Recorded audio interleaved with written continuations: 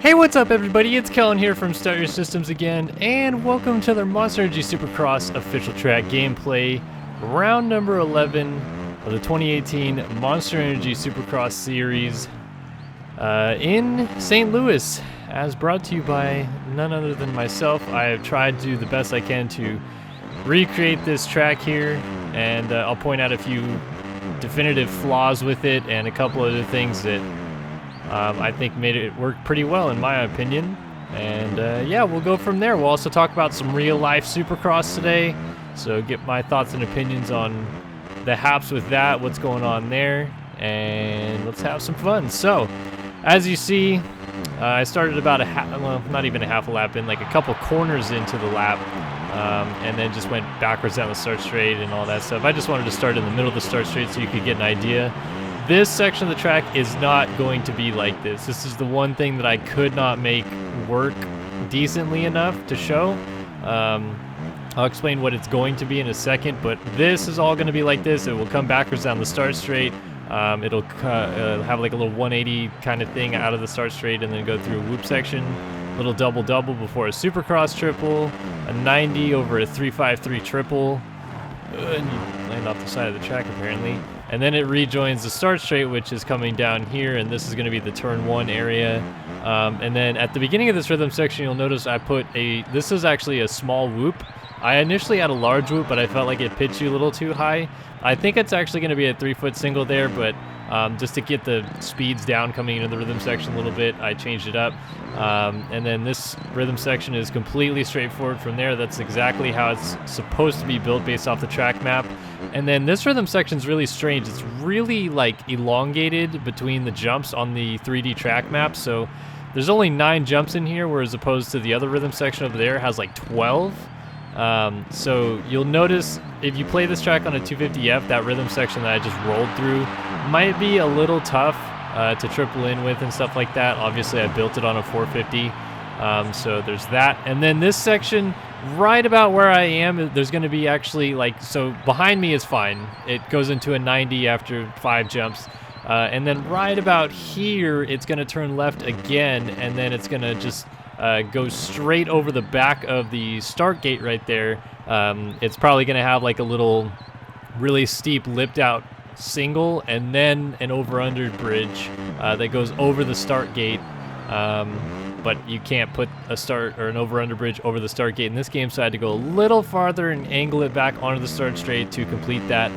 So that's the one thing that's off like completely of the actual track map. I apologize that I couldn't make that work. I tried to even cut it underneath and see if I could make that work, but still was not able to get it the way I wanted. So it's not perfect, I know, I'm so sorry, but I did the best I could. And like I said, with this rhythm section here, you get so much speed coming in that little single kind of, I thought, prevented you from doing some lines that probably would have been a little too crazy. So that's why I put it there, because you could come in so fast, and the first jump being a 3-foot single, you could probably quad in and then do some sort of 5 variation. But it also makes kind of what I think is a really cool line through that rhythm section, which I will talk about when I get there in a second. But yeah, this is St. Louis 2018, round 11 of the Monster Energy Supercross season. Let's talk about Daytona last week, a little bit of recap for you guys. Hearing some of my real life thoughts and opinions on the race this past weekend. Yeah, Daytona's always an interesting race. It always kind of throws like a curveball into the season, despite it being more Supercrossy than it's ever been, in my opinion. So this is the line real quick that I like doing. I come through here, and then I wheelie in, and then 3, and then 4 into the corner. Like, I just feel like that's so technical and hard to get, so that's one thing that I really liked about it. Anyway, yeah, Daytona always seems to throw like a wrench into the plans. It does, you know, weird things, produces different results. In general, it throws a little bit of chaos and mixture into the series that a normal football stadium can't provide.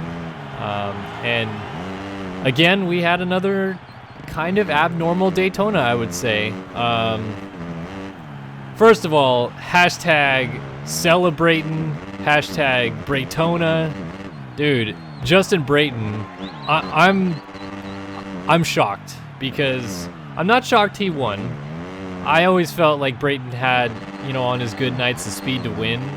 But I am, and I think he agrees with this sentiment, I am shocked he won there. You put Brayton on a track at, you know, somewhere that's like slick and greasy like a Phoenix, or, you know, has real technical sections like a mid-season Indy or St. Louis. And you know what? I really could see him winning on those tracks. Daytona, I would have bet a lot of money against Justin Brayton winning that race. Even if you had said after the heat race, I will give you a chance to change your mind and throw money down on Brayton winning tonight, I still would have probably said no. That's just my honest opinion.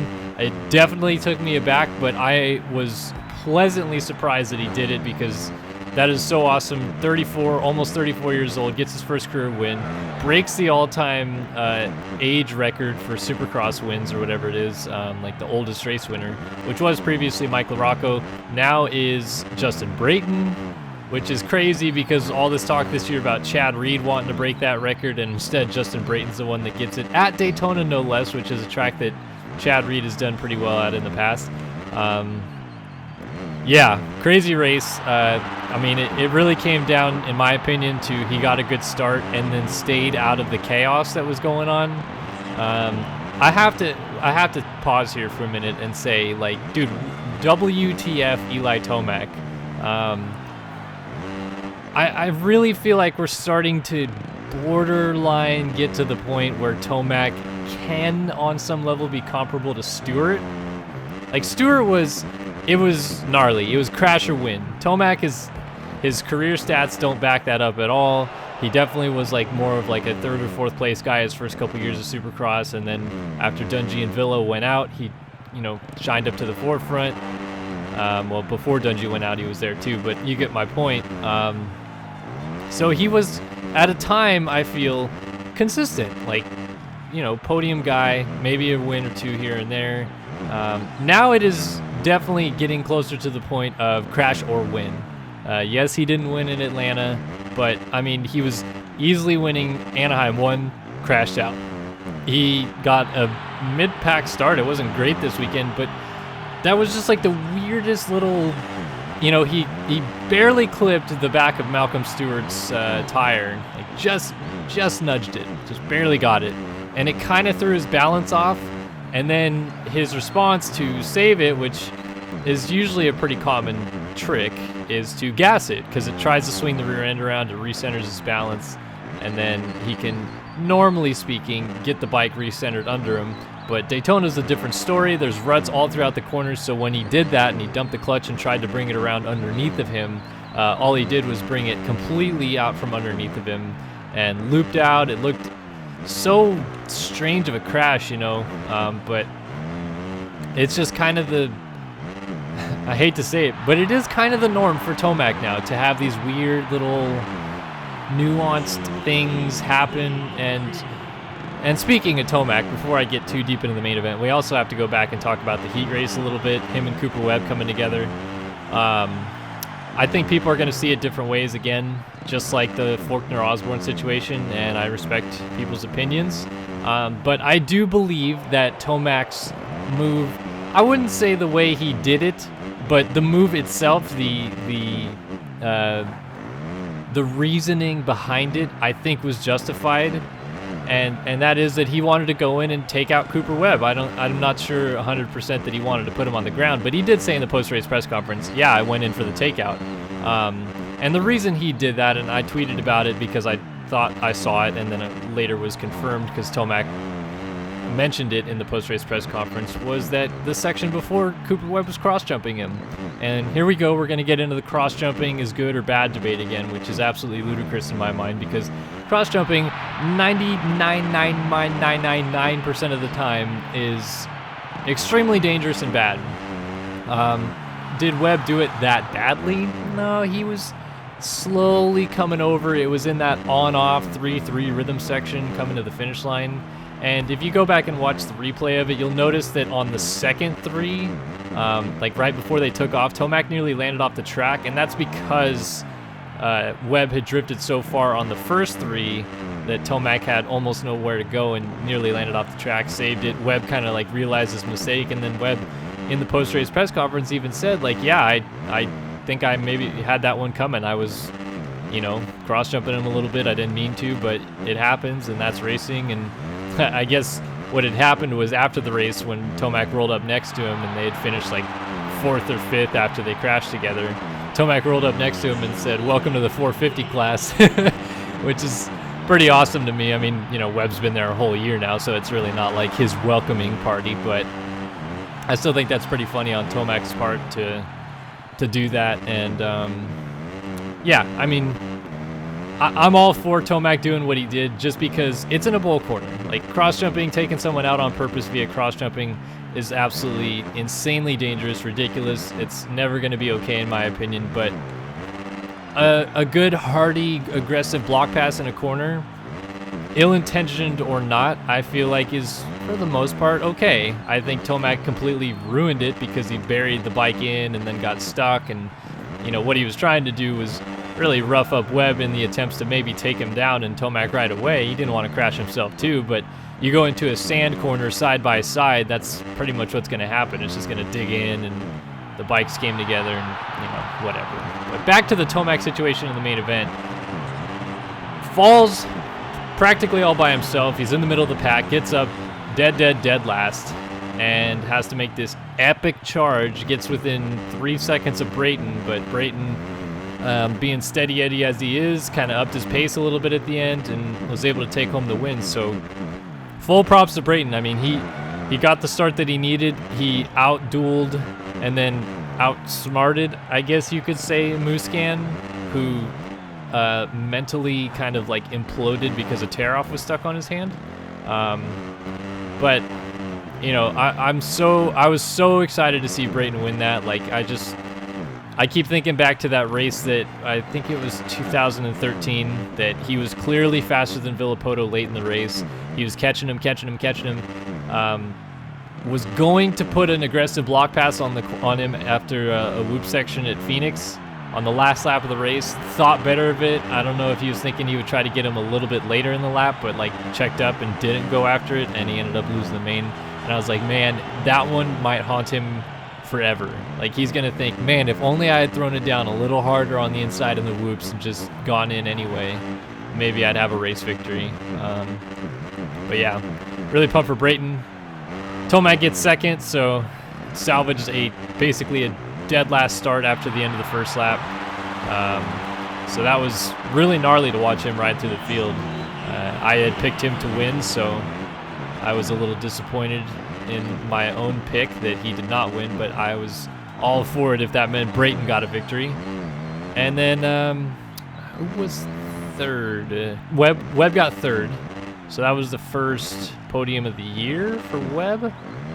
Did he get third at Atlanta too? I can't remember. He was up there. I don't think he was. Maybe he got fourth. But either way, I think he's slowly turning it around. He's like finally finding that 250F Cooper Webb that existed, and I think Tomac lighting him up in a heat race is probably only going to help that because it's going to get him pissed.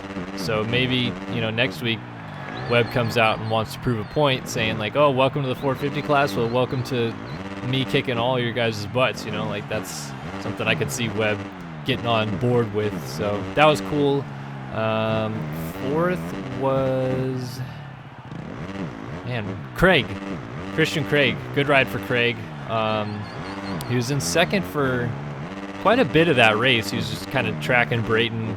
As I kind of expected, he faded off a touch at the end. I just don't think he has the whole 20 minutes plus one, especially on Daytona in him.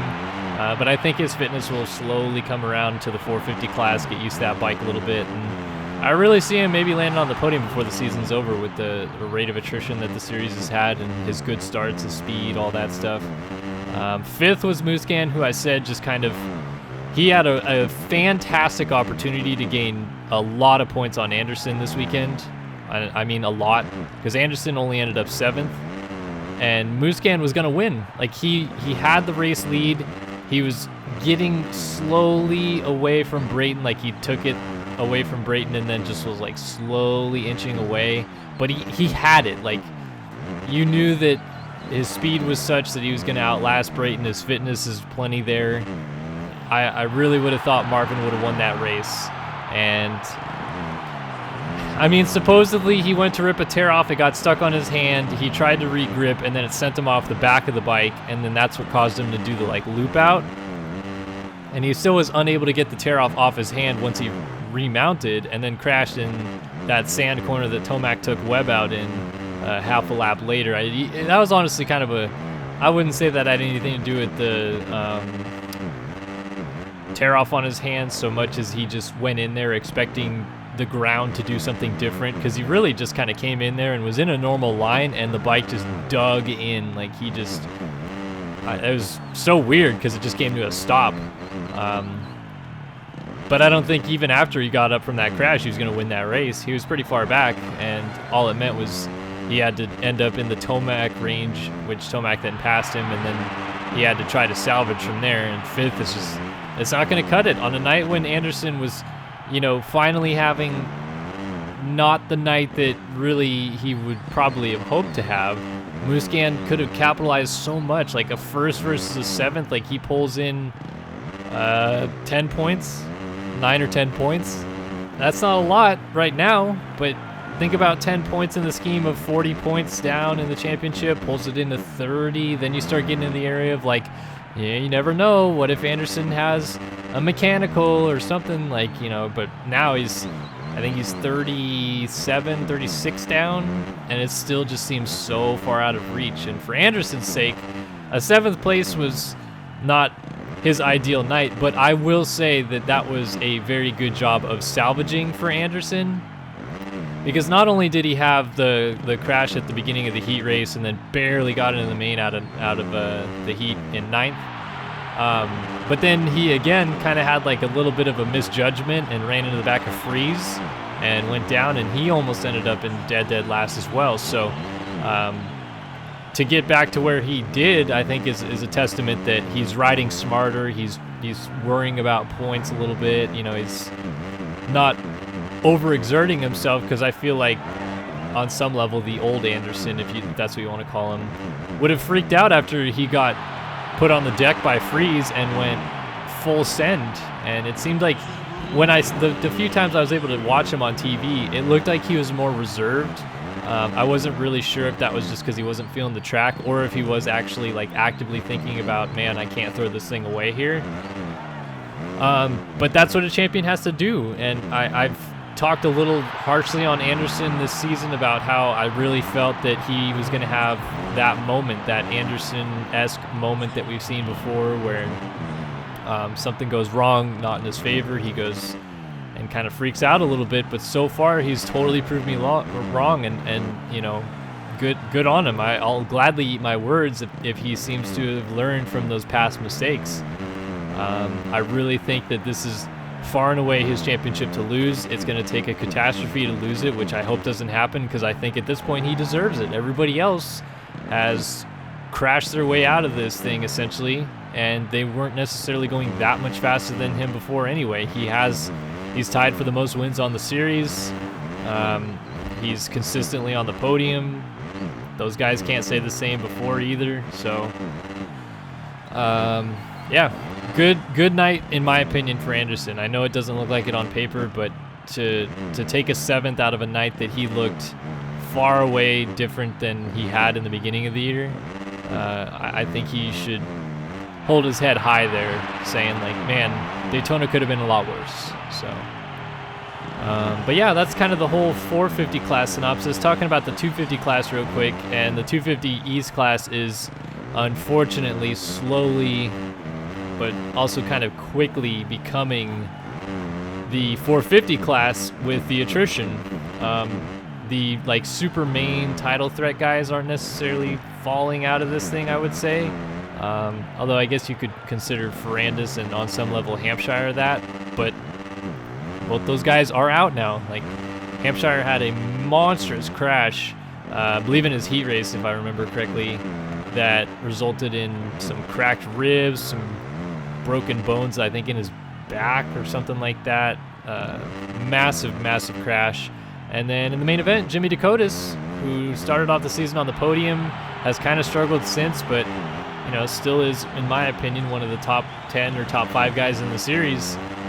Also has another big get off. He broke his T3 and T4, but says that there's no problems with feeling stuff or anything like that. So, man, I hate it for those guys because, we just don't like seeing injuries in general. But I think Hampshire and Dakotas are two of the, the more personable and likable guys in the sport right now anyway. So, tough to see those guys go out. A couple other guys had some big crashes. I know Moseman, who finished second in his heat and looked pretty good, also had a get off in the main. His jersey was all ripped up. I never saw what exactly happened, but I saw a couple photos of him leaving the track with some pretty gnarly looking wounds on his skin.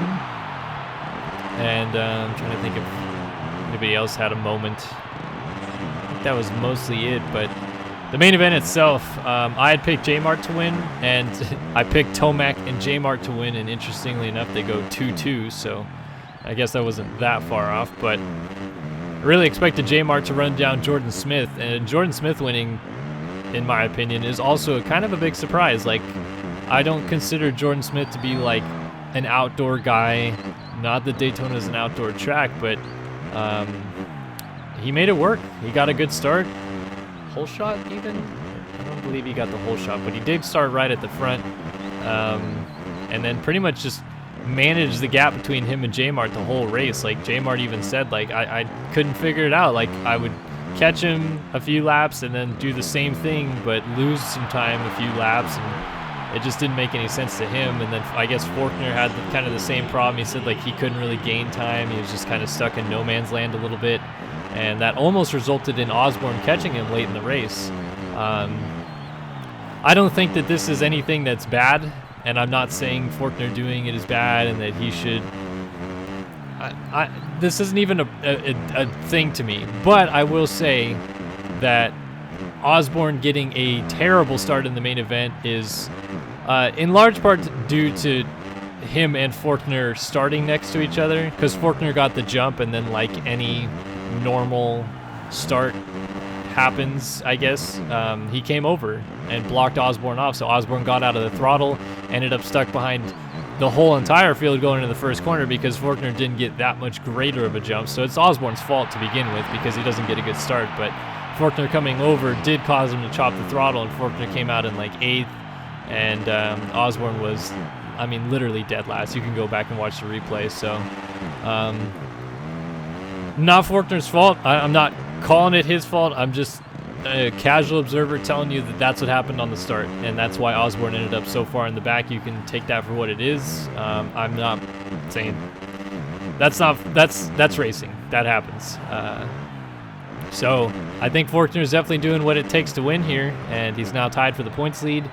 Interesting to see where this goes from here, because I would say that Osborne is still the faster of the two in this series. At Tampa is a different story. I didn't think Osborne necessarily had it, but at Atlanta, I think Osborne was faster than Faulkner. The whole night, he just got crappy starts. He crashed a couple times, and then at Daytona, in my opinion, again, you could say Faulkner was going to root through the field like Osborne did too, but I mean, Osborne came from so far back and almost got to Faulkner before the race is over. So I think Osborne now has that fire in him that, you know, he's not too thrilled with Faulkner's antics. Same turnkey for Faulkner being thrilled with Osborne's antics, but I would still say that Osborne is the faster of the two currently. Depends on the track, depends on the starts and all that stuff like that.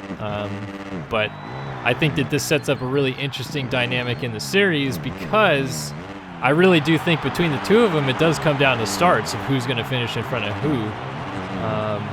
So going into St. Louis, I really don't know what's going to happen. I really could see Jordan Smith starting to go on maybe a bit of a win streak here, just because these guys are going to be too busy dealing with each other a little bit. I think Smith is still about 12 or so points out of the lead, so he obviously needs to do it to get into championship range again. But the fact that he came out and won Daytona is kind of a statement in my eyes, because I think everybody had been talking about Faulkner and Osborne being the guys, and now Smith is like, hey guys, remember I almost won this title last year too, don't forget about me. So I really think that this 250 East title is like really just starting to heat up. Like it's only going to get crazier and more chaotic from here. Yeah, that's kind of my whole synopsis of it. This weekend, St. Louis.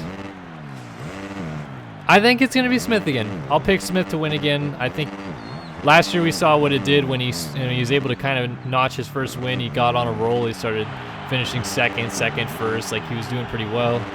So I'm going to go with Jordan Smith winning again. And then I have got, let's see.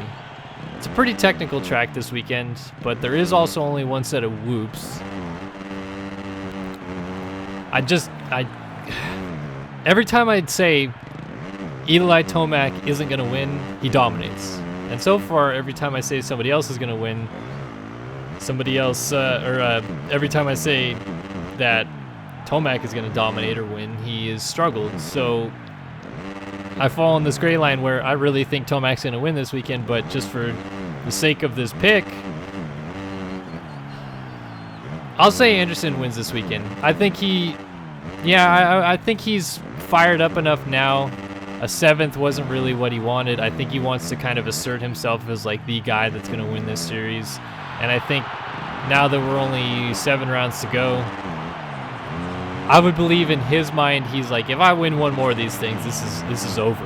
Like it doesn't even matter if I finish 5th the rest of the series, because I really don't think it would at that point. It'd be pretty close. But if you won another one, then we'd only have 7 rounds to go now, with 6 to go. If he won this weekend, he'd have a 39 point lead. So if he finished 3rd the rest of the series, he'd win no problem. So that'd be 6 rounds to go, losing 5 points a weekend, 30 points. So he could finish 4th on out if he won this weekend and still win the championship, I believe. Which is incredible, but that's just the season he's had. So I think, he might think of something like that and go, man, I could really put this thing away big time with a win this weekend. Let's make a statement. I got Anderson winning this weekend. Love to hear your picks. And love to hear your thoughts on the series as a whole, of course. Always love responding to you guys, bench racing with y'all a little bit.